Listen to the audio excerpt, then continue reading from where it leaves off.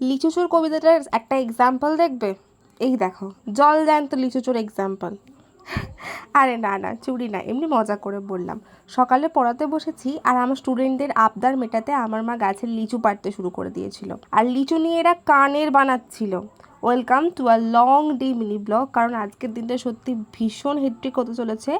সকালে খাওয়া দাওয়া করে আমি আগে বিরিয়ানি বানানোর জন্য যা কিছু লাগে সবটা নিয়ে চলে আসলাম, কারণ তোমরা তো জানোই যে আমি গতকাল প্রমিস করেছিলাম যে আমি বিরিয়ানিটা বানাবোই। আর ফার্স্ট টাইম বিরিয়ানি বানিয়েছি, কেউ বলবে না নিজের তারিফ নিজে করছি এরকমটা না, কিন্তু সত্যি বিরিয়ানিটা দারুণ খেতে হয়েছিল। তারপর ঠিক বিকেল হতেই আমার নন পেড মেকআপ আর্টিস্ট চলে এলো আমাকে সাজাতে, কারণ আজকে একটা ভীষণ স্পেশাল ডে। আজকে রিমাদের রিং সেরিমনি এবং আজই রিমাদির রেজিস্ট্রি ম্যারেজও হবে। তারপর আমি র্যাপিডো প্রিমিয়ামে করে সোজা চলে গেলাম সুপ্রীতিদের বাড়ি।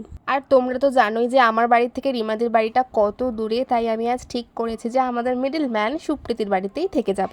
আমার আউটফিটটা পুরোটার ক্রেডিট কিন্তু আমার দিদির, কারণ ও এত সুন্দর করে আমায় সাজিয়েছে, এই কালারটাও আমাকে ভালো লাগছে। ওই আমায় বললো যে এই সিল্কের শাড়িটা পর, এটা গরমে ভীষণ কমফোর্টেবল লাগবে। তারপর আমরা দুজনেই রেডি হয়ে চলে গেলাম রিমাদির কাছে, আর রিমাদিকে ভীষণ মিষ্টি লাগছিল। এটা আমার ফাইনাল লুক, দেখে নাও। এই জ্বরটা হওয়ার পর থেকে না আমায় এত রোগা রোগা লাগছে। তারপর আমি আর সুপ্রীতি ভাবলাম যে একটু স্টার্টারে কি আছে দেখে আসি। ট্রাই করলাম চিকেন পকোড়া। কফিটা আমরা খাইনি কারণ ভীষণ গরম ছিল।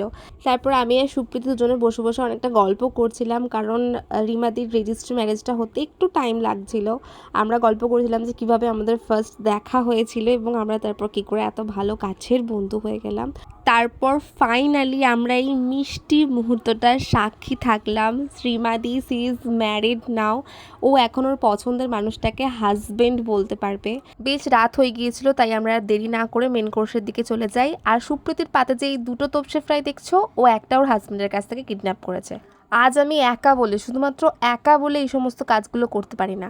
আমায় সুপ্রীতি এমনকি এটাও বলেছে যে ওরা নাকি দুজন এবার কাপল ফটো তুলবে আর আমি নাকি শুধু ক্যামেরা ধরবো। খাওয়া দাওয়া কমপ্লিট করে সবার সাথে দেখা করে তারপর আমরা আবার সুপ্রীতির বাড়িতে চলে এলাম। আজ আমি এখানেই স্টে করব।